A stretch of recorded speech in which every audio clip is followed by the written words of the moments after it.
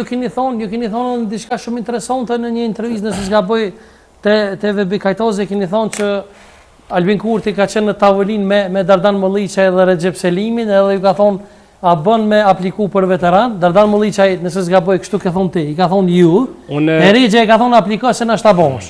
Shiko, ato që kam thonë te VB Kajtozi është shumë e vërtetë edhe them edhe 100 herë tjera nëse ka nevojë, po. Këta kanë qenë të tretë në një drek në restoranin Dora, më duket, të qafa, apo s'ka rëndësi, po, kanë qenë të tretë bashkë. Dhe Albini i ka pyet, a me apliku për veteran, a jam as jam, a bona as bona. Po, Dardani ka thonë, jo, mas apliko se nuk je. Regja i ka thonë, po, apliko se bash. Ka apliku dhe është bon. Dhe më thonë, Regja pas ka punë një farfurme. Nëse futesh tash sot, me startu të veteran të rejshëm, duhesh me fillu me këto, se kjo është veteran i rejshëm. Në bazë ligjeve të Kosovës për ligje për veteranet e luftës, kjo nuk është veteran, se edhe aty janë të ndamen diku në 3 kategori. Veteran luftëtar, veteran pjesëmarrës, aktive tjera si janë ato. Po kjo është veteran luftëtar me status, gjë e cila nuk është e vërtetë se nuk ka pas uniform, s'ka pas armë, s'ka marrë pjesë në vit frontit. Për me qenë veteran luftëtar duhet të kesh këto. Pra nuk është. Çka mendoni për këtë rrosën e fundit shpend pa dosht me ofendu askënd për arrestimin e Fehim Salit, i cili kishte punuar një kohë edhe si diçka si shef konsultativ për kësaj marrëdhënie, domethënë rrethnike, ashtu diçka në presidencë. Po, kjo është shumë e rrezikshme për shtetin dhe ai njeri nuk ka pas mundësi me ardhur aty i pa verifikuar, ai është dashur të kalon derisa duhet ti të futesh në zyrën e presidentit dhe të kesh qasje në dokumentacionet ndihshme. Ai duhet kalon për verifikime. Sigurisht ka kaluar për verifikime, po me siguri më të madhe ka pas leje me shku aty, nuk e di pse është dashur me pas leje. Pse është dashur me u lejuar edhe prej presidentes, edhe prej kryeministrit.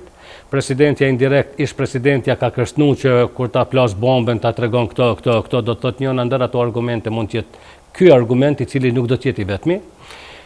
Kjo është një shenjë shumë e keqe dhe është një shenjë e frikshme për shkak se na ka dhënë me kuptu që edhe në institucionet më të larta e më të ndihshme të shtetit kemi njerëz që punojnë për shtetin serb.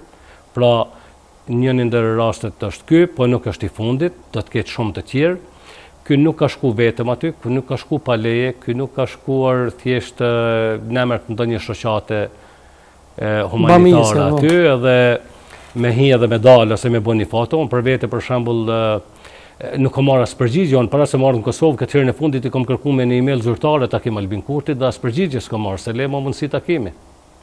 Pas përgjigje, të paktën, si shpen Gjoca dhe i kam treguar motivacionin pse do të takoj. Si ushtore që kësë ty takon me u taku me kryeministin. Edhe nuk më është dhënë mundësia, as përgjigje s'kam marrë, ndërsa ai zotnia që punon për shtetin serb ka qasje në dokumentacionet të ndihshme. Po ne kemi pa edhe një veprim tjetër, për shembull ju tonë kohën e keni ndëgjuar retorikën që këta e përdorin për këta analfabetet funksional se lista serbe është parti terroriste tjera. Në anën tjetër i ndajnë buxhetin me 400.000, 500.000 euro. Si ka mundësi të dalësh media tush është terroriste, ndërsa në KQZ votohet edhe ndahet buxheti me 500.000 euro. Ose në një anë thuhet se nuk e votojmë kurrë ato Slav Kosimiqin, a në anën tjetër e bëjnë në Komisionin e Sigurisë, është antar apo çfarë pozite ka pikërisht në Komisionin për Siguri.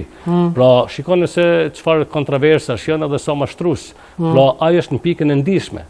E këtu ka faj edhe AKI-a që është nënshtruar para politikës, sepse urdhrat duhet zbatohen deri në momentin që bin ndesh me interesat kombëtare, por në momentin që bin ndesh me interesa kombëtare ato nuk duhet zbatohen. E këta i kanë zbatuar urdhrat e politikës edhe kur e kanë kuptuar që bin ndesh, se me vetë faktin që AKI-a duhet ta ketë verifikuar këtë person dhe ka leju që ky të vazhdon tutje pa u pengu fare, atëherë këtu është një bashkëpunim që është pikërisht hap tradhtin ndaj shtetit, tradhtin ndaj popullit. Në anën tjetër nuk mund ta anashkalojmë këtu edhe ligjin për shtesësi. E kanë shfuqizuar ligjin e vitit 2011 që ka qenë ligj me kritere. Ju i thëni serbizimi i Kosovës? Po, serbizimi i Kosovës, po nuk mund t'i thush ndryshe. Nëse e përkthen ligjin për shtetësi, është ligji për serbizimin e Kosovës, se është bërë pikërisht për serbët për të ardhur të regjistrohen kush të don prej serbëve sot regjistrohet dhe bëhet shtetas i Kosovës, sepse nuk ka kritere. nuk ka asnjë kriter. Pra, është fuqizu ligji 2011 me kritere. Në bazë të atij ligji kanë pas të lashë shumë argjimtar tanë për të bërë shteta, sepse ne e dim që për shembull Gjermania për vitet tona ka pas vetëm një shtetësi, nuk ka leju 2 shtetësi. Dhe shumë kosovarë kanë humbë shtetësinë e Kosovës shkaku që ta pranojnë shtetësinë e Gjermanisë. Dhe kur Gjermania ka kriju mundësinë që tani të kenë më shumë se një shtetësi, ata argjimtar tanë kanë provuar ta rikthejnë shtetësinë.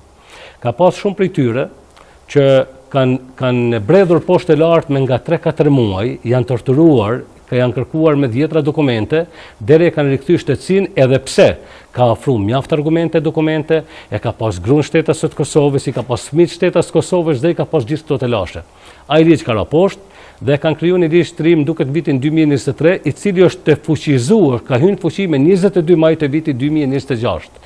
Dhe paramendoni sot, ata kanë të drejtë me dëshmu vetëm një dokument që është shëlqu prej rojeve turës, prej kriminalëve në pjesën veriore të Mitrovicës, dhe mjafton të kesh një dokument që paraqitet se ke qenë banor i Kosovës në një kohë të caktuar, 5 vitet e fundit të viteve 90-ta, dhe ai bëhet shtetas i Kosovës. Në ndërkohë, e para, ata mund sigurojnë dokumente të tilla sa donë, sikur kanë qenë, që nuk kanë qenë. E dyta, në bazë të këtij ligji pa kritere, bëhen shtetas Kosovës edhe ata policë që kanë ardhur me punë në Kosovë, që kanë ardhur për të bërë pushtet policor terrorizues. Që kanë masakruar njerëz. Pra, kanë thyr dyrë natën, kanë tmerru familjen 3 mëngjesit, kanë nxjerr nanat tona, motrat tona, i kanë qitë në këmishat natës jashtë, i kanë turpru burrat, i kanë turpru gratë, na kanë ra burgos e dhunu. I kemi pjesëtar të ushtrisë serbe që kanë qëndruar me vite në Kosovë për të vrarë shqiptar, dhe sikur kanë vrarë dhe kanë masakruar, edhe foshnja dhe nëna shtatzëna dhe njerëz krejt pafajshëm, sepse vetëm kanë qenë shqiptar, dhe tani pikërisht edhe ata njerëz e fitojnë shtetësinë e Kosovës, e marrin pensionin e Kosovës nga taksa paguesit e Kosovës. Pra, punon një djalë i dëshmorit, paguan taksa për ata njerëz. Për kriminalin që e ka vrarë baba. Dhe fëmijët e kriminalit sot, në para që i gjun për shembull partia anti-shtet në pushtet për të blerë vota, përfiton djali i kriminalit, po nuk përfiton fëmia i dëshmorit që është me studime jashtë vendit. Për shembull, kemi student që studiojnë në Maqedoninë e Veriut. Ata nuk përfitojnë nga shteti Maqedon se nuk janë shtetas Maqedon. Nuk përfitojnë nga shteti Kosovës se nuk janë student në Kosovë. Ndërkohë që fëmia i kriminalit që studion në Kosovë përfiton edhe nga ato. Pra është e tmerrshme. Kjo i vjen sikur mi thonë aty, shikoni, na vjen keq se ju jeni lodh shumë kur ne keni dhunu nanat, motrat edhe gratë. Edhe tani për është probleme shtetësi, me pensione tjera.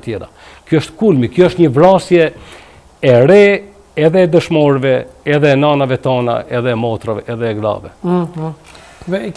Shkam boni përshtypje se dëgjova me vëmendje atë intervistën te Vebia, thoe që keni dyshime dhe me thonë edhe mbi futjen e tij në Ushtrinë Shqiptare të Kosovës, nëse s'gaboj ministra, zëvendës ministri Hisham Dermishaj.